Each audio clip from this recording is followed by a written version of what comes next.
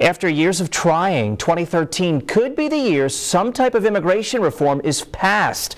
Earlier this morning, the Gang of Eight filed the Border Security, Economic Opportunity, and Immigration Modernization Act. It's the closest to reform in years, but with that comes some challenges. Action Force Katie Lopez explains.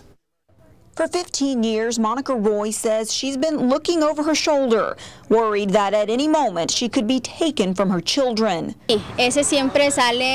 All of my children were born in America. I've always worried, if I get deported, what happens to them? Will I ever see them again? Those are all scary thoughts.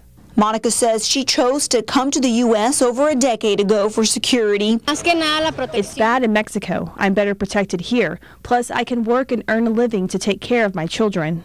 Monica isn't alone in her quest for a better life.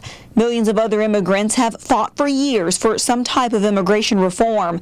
And it looks like that might finally happen, but it does come with its own set of challenges. They want to be able to say, okay, we have secured the borders, especially in the high-risk areas, and since we've done that, now we're going to allow them to stay here, but they have to go through a process.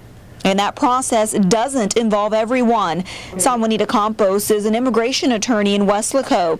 She says the bill does focus on certain groups of people, meaning not everyone will qualify for legal status. The bill that's being introduced is focusing on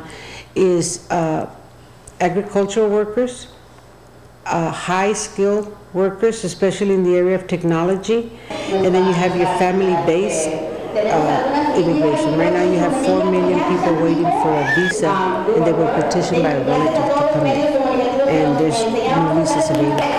So, and of course you have your deferred action people that are what most people call the dreamers. She says while there still is a long road ahead, people can start preparing by simply gathering legal documents stating that they've been residing in the U.S. since or before December 31st, 2011. Some acceptable documents, lease agreements, utility bills, medical records, and children's school records. And according to the bill, those with a criminal past don't qualify. In Weslaco, Katie Lopez, Action 4 News.